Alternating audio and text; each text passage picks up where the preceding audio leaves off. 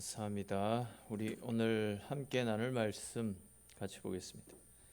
오늘 말씀은 여호수아서 22장 1절에서 9절까지 말씀 보겠습니다. 22장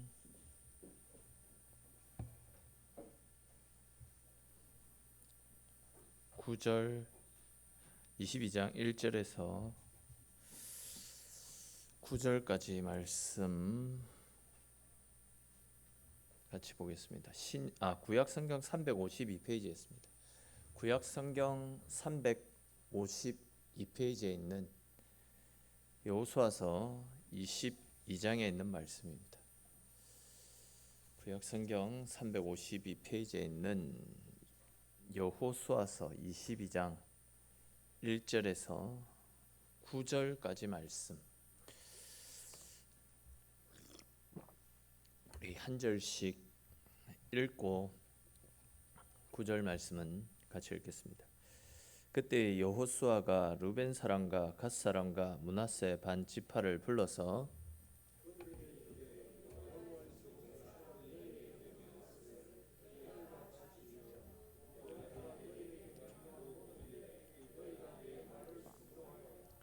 오늘까지 날이 오래도록 너희가 너희 형제를 떠나지 아니하고 오직 너희의 하나님 여호와께서 명령하신 그 책임을 지키도다.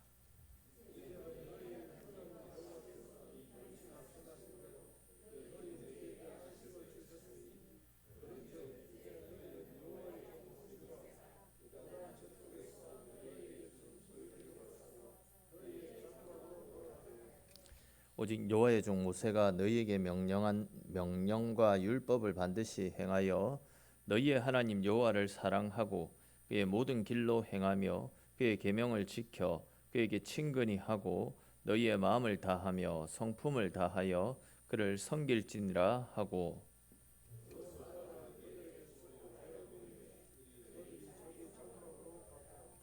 므낫세 반 지파에게는 모세가 바산에서 기업을 주었고 그 남은 반 지파에게는 여호수아가 요단 이쪽 서쪽에서 그들의 형제들과 함께 기업을 준지라.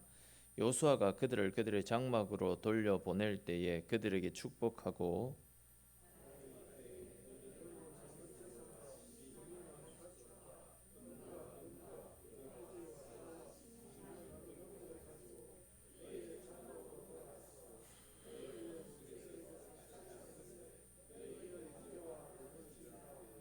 같이 읽겠습니다.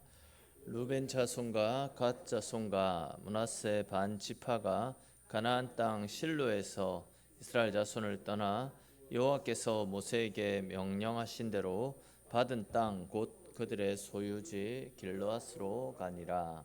아멘.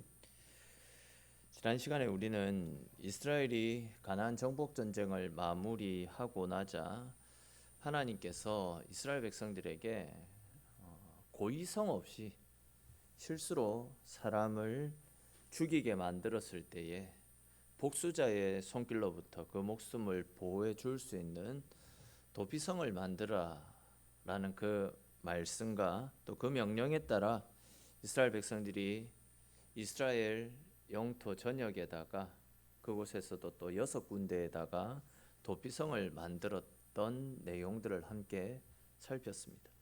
그리고 이제 오늘 우리가 살펴볼 말씀에서는 가나안 정복 전쟁이 끝나고 도피성도 쌓는 그러니까 새로운 영토를 다 차지하고 또 새로운 국가 형태를 갖추고 나서 나라의 기반을 다 다진 다음에 여호수아가 르벤과 갓지파 그리고 므낫세 반 지파를 불러서 그동안 그들이 가나안 정복 전쟁을 위해서 수고하고 헌신했던 것들을 치하해 주면서 다시금 그들을 요단 동편으로 돌아가라고 자기 집으로 돌아가라라고 돌려 보내는 장면들이 오늘 말씀 가운데 나타나고 있습니다.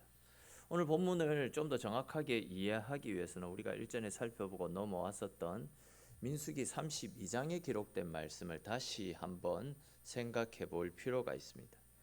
일전에 우리가 살폈던 민수기 32장 말씀에서는 이스라엘이 요단강을 건너기 직전에 위치해 있던 가나안 동편에 있는 땅을 차지하는 내용들이 나타납니다.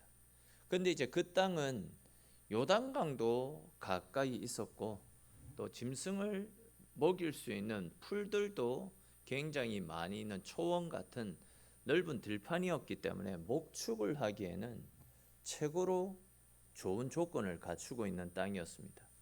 그러자 이제 루벤 지파와 갓 지파, 므낫세 반 지파가 당시 이스라엘의 최고 지도자였던 모세에게 찾아가서 우리들은 목축할 짐승들이 많이 있는데 우리가 차지한 이 땅은 우리가 가진 짐승들을 목축하기에 좋은 환경을 가지고 있습니다. 그러니 우리는 가나안 정복에 동참하지 않고 그냥 이곳에 정착해서 짐승이나 키우면서 살아갈 수 있게 해달라고 허락을 해달라고 그렇게 부탁을 하지 않았습니까? 그러자 이제 그 말을 들었던 모세와 또 다른 지파의 지도자들이 요단 동편 땅은 이스라엘 12지파 우리 모두가 목숨을 걸고 싸워서 차지한 땅이다.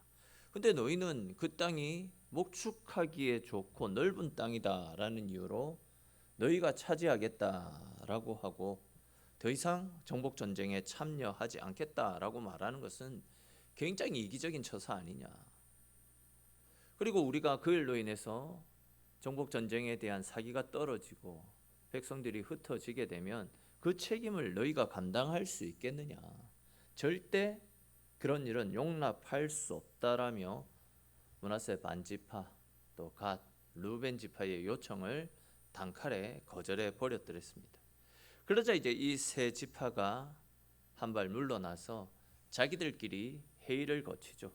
그리고 나서 다시 모세와 이스라엘 지도자들에게 찾아오더니 그러면 일단 우리들이 이곳에 머물러 있을 수 있도록 이 땅을 차지할 수 있도록 허락만 해주시면 우리가 우리 여인들과 우리 자녀들 또 우리 짐승들이 여기 동편에서 거할 수 있도록 그들을 위해서 먼저 성곽을 쌓아주고 그런 다음에 우리들도 가나안 정복 전쟁에 동참해서 끝까지 목숨을 걸고 당신들과 함께 싸움에 나가겠습니다. 허락을 해주십시오. 그렇게 타협안을 제시하지 않았습니까? 그러자 이제 모세가 그들의 제안을 허락해 줌으로써 루벤, 갓, 므낫세 반지파가 그곳에 정착하죠. 이제 여인들과 자녀들은 그들의 짐승들과 더불어 우리 지도 한번 보여주시겠습니까? 지도 저게 나와 있죠. 므낫세 지파. 저게 강이 있는데 그림으로 잘 안 보일 수 있는데 강이 있는데 므낫세 그리고 저게 길르앗 바로 위에 갓이 있죠. 아니 그쪽 그리고 그 밑에 제가 잘 안 보이는 루벤 지파 초록색이 루벤 그 위에가 갓 그 위에가 또 므낫세 반지파입니다. 저기에다가 정착을 해서 자기 여인들 그리고 아이들 짐승들은 그곳에 살 수 있도록 그렇게 합의를 받았더랬습니다. 그리고 이제 그 약속에 따라서 전쟁에 나갈 수 있는 모든 남자들은 요단강을 건너가서 가나안 정복 전쟁을 위해서 7년 동안이나 치열한 전쟁을 치루었습니다. 그리고 이제 드디어 7년간의 가나안 정복 전쟁이 마무리가 되었고 이스라엘 곳곳에 도피성까지 다 세워지게 된 상황이었습니다.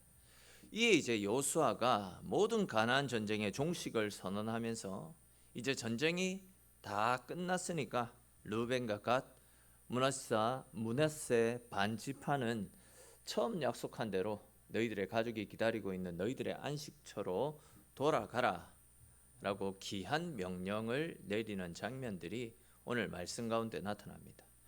오늘 이 시간에는 여호수아가 루벤 그리고 갓 지파, 므낫세 반지파를 집으로 돌려보내면서 그들에게 건네는 칭찬의 메시지 그리고 그들에게 건네는 권면의 메시지를 우리가 함께 살펴보면서 우리가 하나님을 섬길 때에 어떤 마음의 자세로 하나님을 섬겨야 하는지 그와 관련된 말씀들을 함께 나누어 보도록 하겠습니다.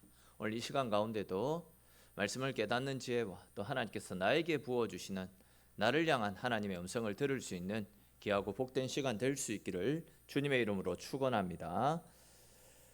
자, 우리 먼저 2절 말씀을 같이 한번 읽어봅시다. 2절 말씀 같이 읽겠습니다. 그들에게 이르되 여호와의 종 모세가 너희에게 명령한 것을 너희가 다 지키며 또 내가 너희에게 명령한 모든 일을 너희가 내 말을 순종하여. 아멘. 또 이제 3절 말씀에도 보시면 너희가 너희 형제를 떠나지 않고 너희 하나님 여호와께서 명령하신 그 책임을 지켰다. 이런 말씀들이 나타나죠. 그러니까 여호수아는 루벤과 갓 그리고 므낫세 반지파가 모세가 살아 있을 때부터 또 여호수아 자기의 때까지 총 2대에 걸쳐서 변함없이 리더십에 순종하고 충성하며 이스라엘을 섬겼던 그 내용들을 칭찬하고 있습니다. 사실 여러분 이게 굉장히 중요한 겁니다. 한번 생각을 해보십시오. 앞에서도 말씀드렸듯이 이 세 지파는 이미 자기들이 거할 거점들을, 자기들이 거할 수 있는 좋은 땅들을 이미 확보해 놓은 상태입니다. 이 말은 달리 표현하면 이스라엘이 요단강을 건너온 이후 7년 동안 치루었던 그 가나안 정복 전쟁은 사실상 이 세 지파에게는 득이 될 것이 전혀 없는 그런 전쟁이었습니다. 오히려 전쟁에 나갔다가 사람이라도 생명이라도 잃게 되면 그 모든 것들이 다 마이너스입니다. 다시 말해서 목숨을 걸고 싸워봤자 그들에게 돌아올 이득은 아무것도 없었다라는 거죠. 그렇기 때문에 솔직히 하루라도 빨리 가족들이 기다리고 있는 요단 동편으로 건너가서 가족들을 만나서 그들과 함께 평안하게 살고 싶은 그런 마음들이 있지 않았겠습니까? 커가는 자식들 얼굴이라도 더 한번 쳐다보고 싶은 그런 마음들이 분명히 있었을 것입니다. 그럼에도 불구하고 그들은 모세의 때에 모세에게 순종했던 것처럼 여호수아에게도 순종하면서 가나안 정복 전쟁에 목숨을 걸고 싸웠음을 알 수 있습니다. 좀 다르게 표현하면 그들은 끝까지 그들이 있어야 될 자리를 지켰고 충성함으로 이스라엘을 섬겼던 겁니다. 사실 사탄은 우리 믿음의 성도들에게 자만하는 마음, 자족하는 마음들을 심어줍니다. 이 정도면 충분하다. 너도 할 만큼 했다. 네가 원하면 더 나은 길이 열려 있을 텐데 왜 그리 욕을 먹고 왜 그리 사서 고생을 하느냐. 네가 안 해도 이 일할 사람 너무 많이 있으니까 그렇게 목숨 걸고 하지 마라. 피곤한데 그냥 빨리 집에 가서 쉬어라. 이 시간에 자기 개발이나 좀 더 열심히 해라.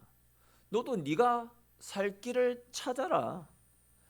등등 우리를 공동체와 하나님으로부터 멀어지게 만들도록 계속해서 이런 말들로 우리를 미혹해 들어옵니다.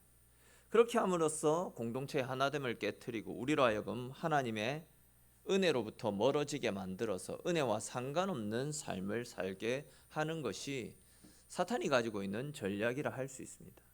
그런 사탄의 유혹을 이기고 내가 있어야 할 자리에서 최선을 다해서 내 역할을 감당하며 섬기는 것, 여러분 이것이 얼마나 중요한지 모릅니다. 그런 의미에서 오늘 이 시간을 지키고 계신 여러분들은 참으로 귀한 분들입니다. 솔직히 지금 이 시간이 육신적으로 얼마나 피곤하고 지치는 시간입니까? 하루 종일 직장에서 시달리다가 또 저녁 준비하고 식사 후에는 설거지까지 해놓고 솔직히 지금 이 시간은 빨리 침대에 누워서 내일을 위해서 힘을 얻어야 되는 시간인데 이렇게 피곤한 몸을 이끌고 찬양팀으로 섬기고 또 이렇게 기도의 자리, 예배의 자리로 섬기고 있으니까 얼마나 귀한 일입니까?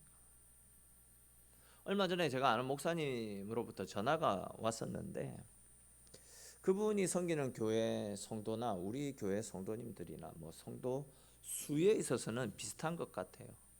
근데 이제 그분 말에 의하면 수요 기도에 나와서 기도하시는 분이 5명 남짓 그 정도밖에 안 된다라고 합니다. 그러다 보니까 수요 기도회를 해야 되나 말아야 되나 그런 고민을 하고 계시더라고요.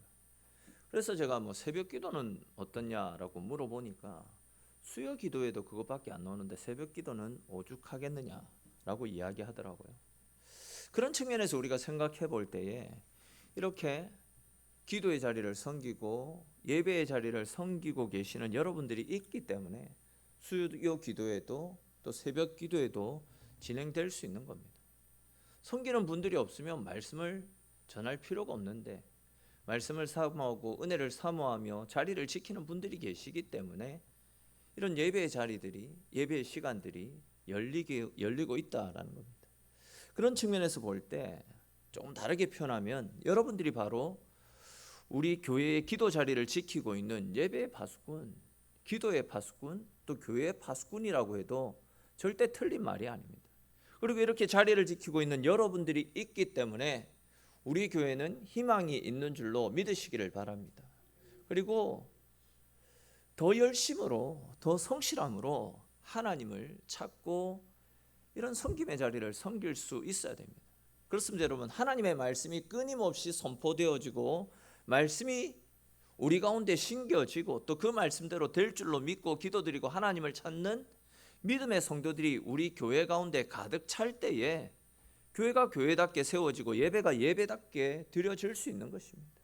그 일들을 위해서 지금처럼 기도의 자리, 예배의 자리를 열심을 내어서 기쁨 가운데 섬겨 나갈 수 있기를 바랍니다. 뿐만 아니라 내가 맡은 일들, 즉 교회를 돌아보고 섬기는 모든 일들, 예를 들어서 교회 청소라든지 주방 봉사를 비롯해서 성가대, 주일학교, 찬양팀, 또 새가족 사역 등등 교회를 세워가는 일들을 비롯해서 우리에게 맡겨주신 복음 전도의 사명을 위해서도 우리는 성실함으로 우리 자리를 지속적으로 지켜나갈 수 있어야 됩니다. 사실 많은 성도들이 개인의 신앙을 위해서는 그래도 나름대로 열심을 냅니다. 근데 이제 구제를 해야 될 일이나 봉사하자라고 이야기하면 주랭랑을 칩니다. 교회 청소는 항상 수고하는 분들만 수고하고 뒷짐을 지는 분들은 항상 뒷짐만 지고 있습니다. 여러분, 우리가 신앙적으로 성숙을 추구하는 이유가 무엇입니까?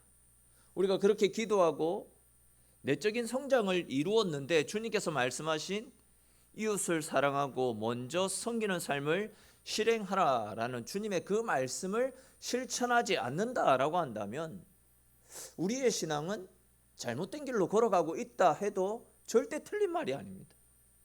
말씀을 받았으면 기쁨으로 감사함으로 내가 섬기는 자리에서 그 섬김을 감당해 나갈 수 있어야 된다라는 것이죠. 저와 여러분들 모두가 여호수아로부터 칭찬 듣고 있는 이 세 지파의 모습처럼 언제나 성실하게, 언제나 근면하게, 신실하게 말씀 앞에 순종하며 내가 있어야 할 자리에서 또한 내가 섬겨야 될 일들을 감사와 기쁨으로 잘 섬김으로 주님의 교회를 더욱더 아름답고 건강하게 주님의 뜻 가운데 세워가는 우리 엘림교회 될 수 있기를 주님의 이름으로 축원합니다. 또 이제 이어지는 말씀을 보시면 여호수아가 르우벤과 갓, 므낫세 반지파 사람들에게 너희는 요단 동편으로 건너가서 그곳에서 편히 안식을 취하라 라는 말과 함께 그들에게 무엇보다도 하나님을 사랑하는 마음으로 하나님의 말씀을 붙잡고 믿음대로 살아갈 것을 당부하는 말씀들이 나타납니다. 우리 오늘 본문 5절에 기록된 말씀도 같이 한번 읽어봅시다. 5절 말씀 같이 읽겠습니다. 오직 여호와의 종 모세가 너희에게 명령한 명령과 율법을 반드시 행하여 너희의 하나님 여호와를 사랑하고 그의 모든 길로 행하며 그의 계명을 지켜 그에게 친근히 하고 너희의 마음을 다하며 성품을 다하여 그를 섬길지니라 하고. 아멘. 이 말씀을 그냥 풀어서 간단하게 말씀을 드리면 평화에 젖어서 하나님을 떠나지 말고 끝까지 하나님 말씀 붙잡고 믿음의 삶을 살아가라 라는 말씀입니다. 잘 아시듯이 지금까지 루벤이나 갓, 므낫세 반지파는 전쟁터를 누볐습니다. 그리고 그 전쟁터의 승패는 이상하게도 자기들이 가지고 있는 힘, 자기들이 가지고 있는 전투력, 자기들의 능력에 의해서 승패가 결정되지 않고 하나님을 의지하는 그들의 믿음에 따라서 승패가 결정되지 않았습니까?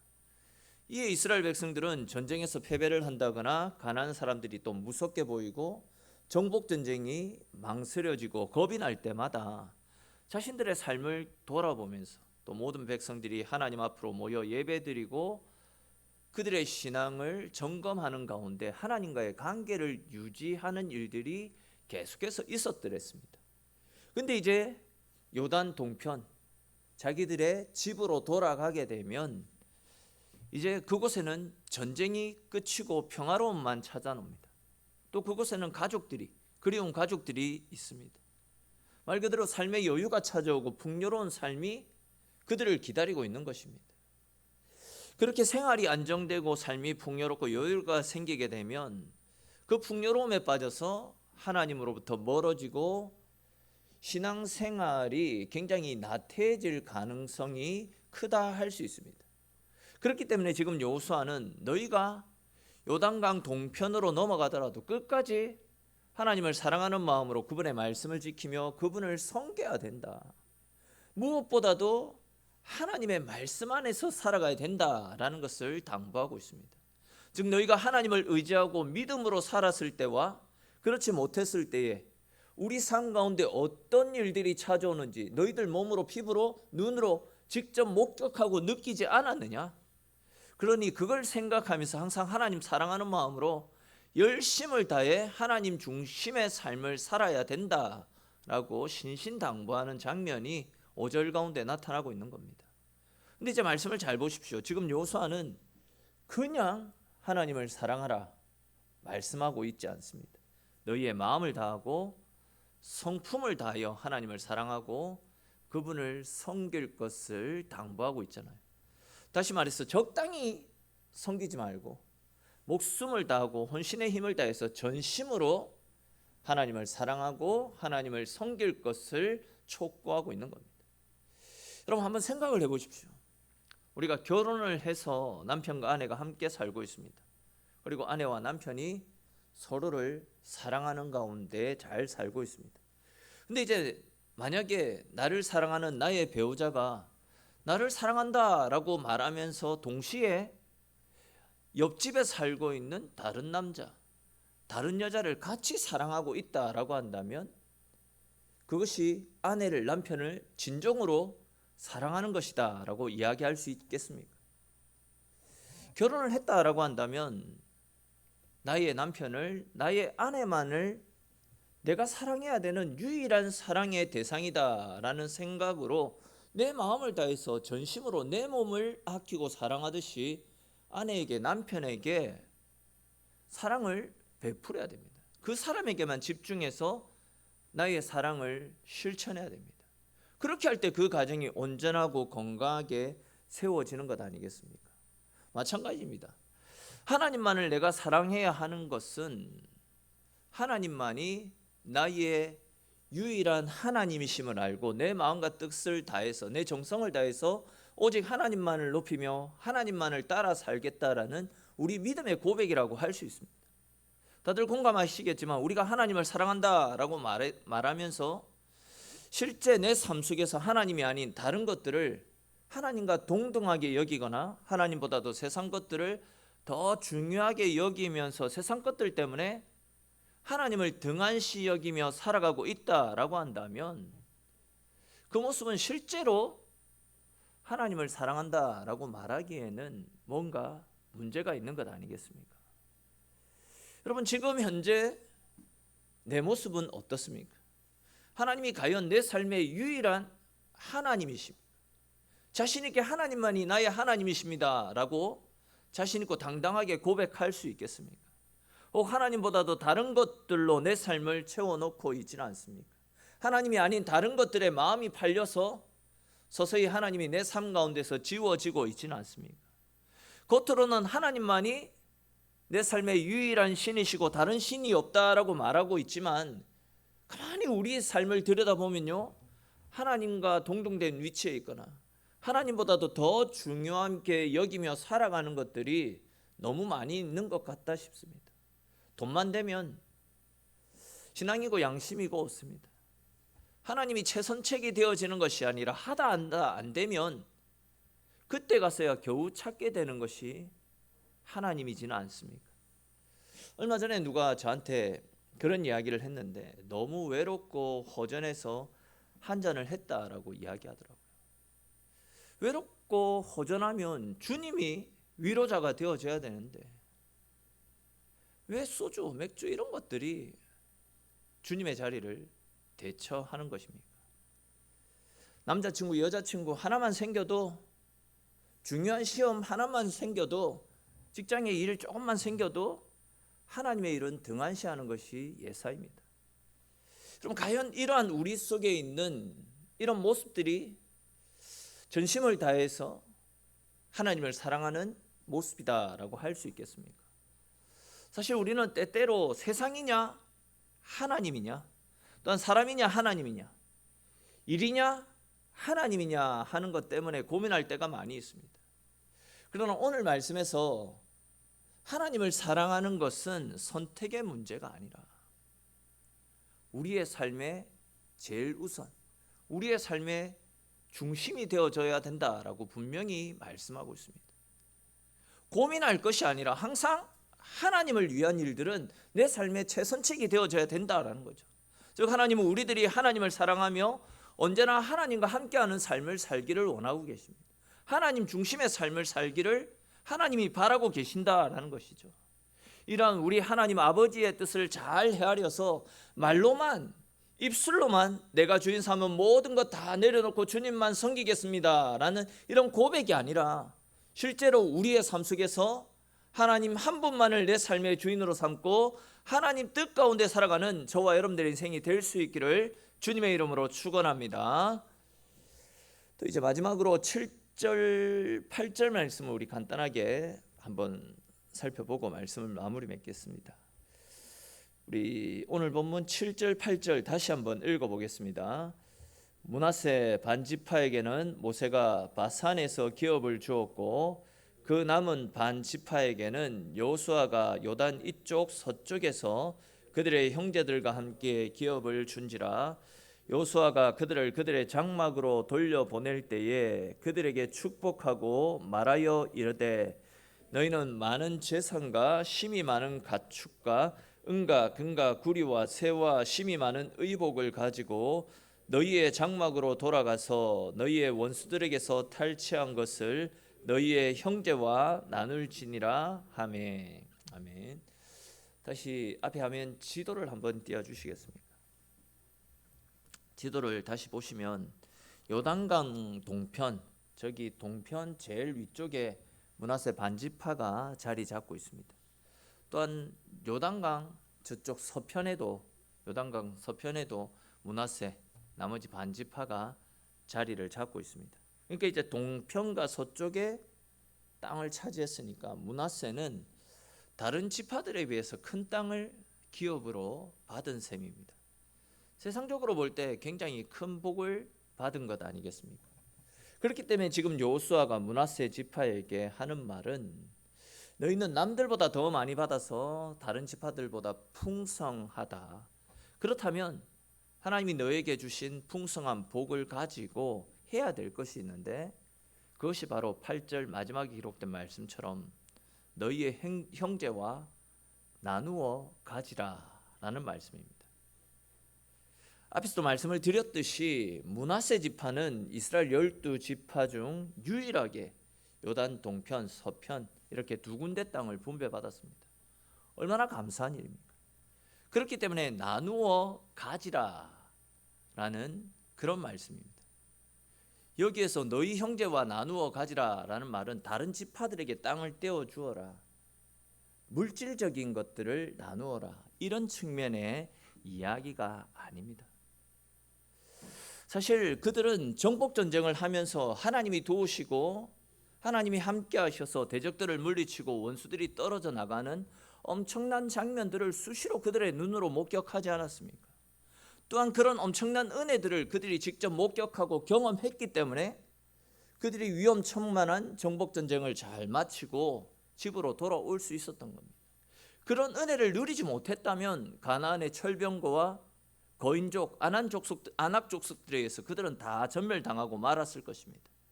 그리고 전리품들도 하나도 없이 빈털터리로 목숨만 건져오면 다행이었을 것입니다. 그런데 하나님께서 그들에게 은혜를 베풀어 주셨기 때문에 그들은 전쟁을 승리하고 돌아올 수 있었습니다. 그리고 가나안에서 얻었던 수많은 전리품들도 함께 취할 수 있었습니다.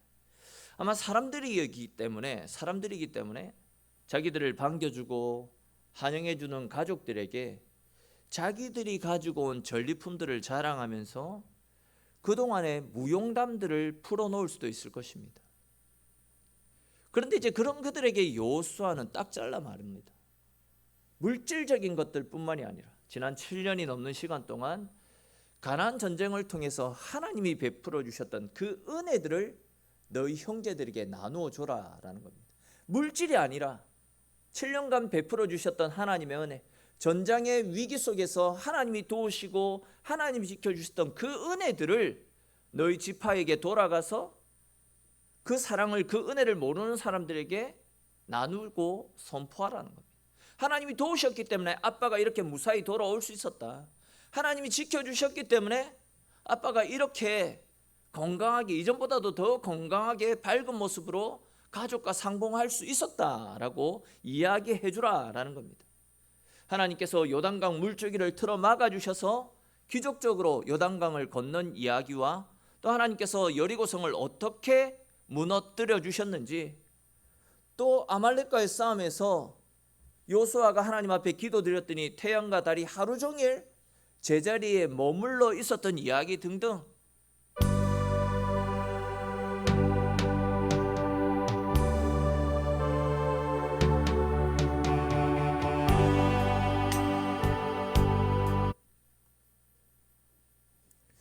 태양과 달이 하루 종일 머물러 있었던 이야기 등등, 사실 요단 동편에 있는 사람들도 태양과 달이 머물러 있는 기적들을 경험했을 겁니다.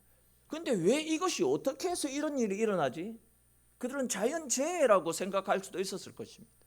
그런 사람들에게 가서 아니다, 우리가 전쟁에서 불리했는데 그 불리함을 극복하기 위해서 요수아가 하나님 앞에 기도드렸더니 태양과 달이 그대로 머물러 있었다. 그런 식으로 하나님이 도우셨던 은혜들을 소개하고 나누고 선포하라라는 겁니다.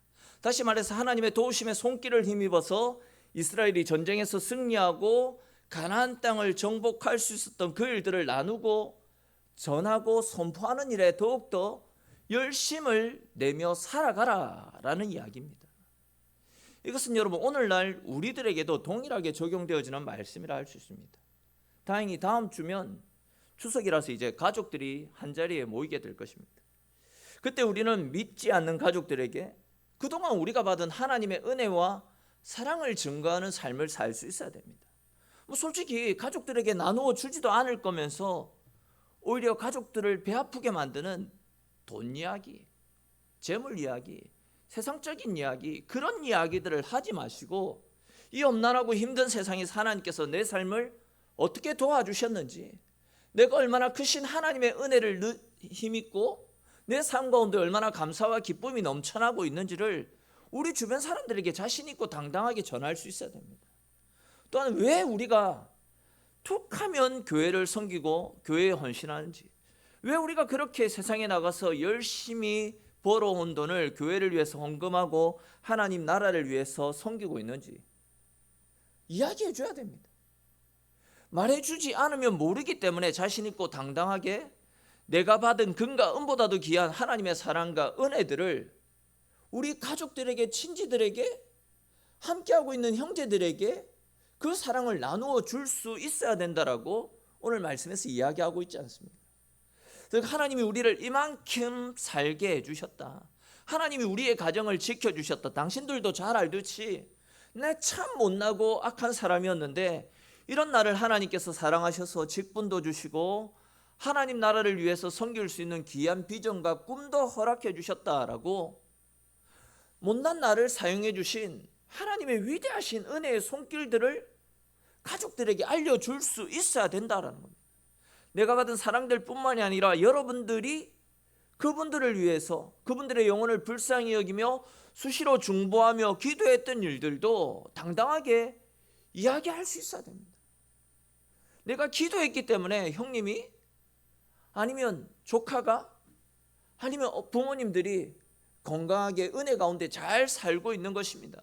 내가 하나님 앞에 여러분들을 지켜달라고 계속해서 기도드렸기 때문에 여러분들에게 하나님의 은혜가 임하고 있는 것입니다 라고 이야기해야 됩니다. 기도해놓고 이야기하지 않으면 말짱깡입니다. 아무도 모르는 일입니다. 은혜는 나누어야 됩니다.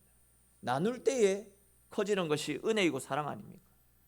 하나님은 우리에게 그 일을 감당하라고 말씀하고 있습니다. 세상 것들을 자랑할 것이 아니라 내가 받은 구원의 은혜와 십자가의 사랑, 내게 베풀어 주신 하나님의 은혜를 자신 있게 드러낼 수 있어야 됩니다. 지난날 나와 함께 하시며 사망에서 생명으로 내 인생을 이끌어 주신 하나님의 사랑, 우리의 이웃들에게 전할 수 있어야 됩니다. 앞에서도 말씀드렸던 것처럼 세상 재물, 세상 자랑거리들을 내려놓고 내게 베풀어 주신 하나님의 사랑, 내가 얼마나 하나님의 은혜를 누리고 있는지, 내 속에 넘쳐나는 하나님의 사랑을 그들에게 나누고 전할 때에 복음의 역사들이 우리의 삶 가운데서 우리 주변 사람들에게 흘러가고 그 사람들이 마음을 열고 하나님 앞으로 나오는 복음의 역사가 일어나게 될 것입니다. 언제나 이런 확신과 믿음을 가지고 언제나 세상 가운데로 달려가서 우리가 받은 은혜와 십자가의 사랑을 나누며 그 사랑을 증거하면서 날마다 하나님의 자녀다운 삶을 살아가시는 저와 여러분들의 인생이 될 수 있기를 주님의 이름으로 축원합니다. 함께 기도드리겠습니다.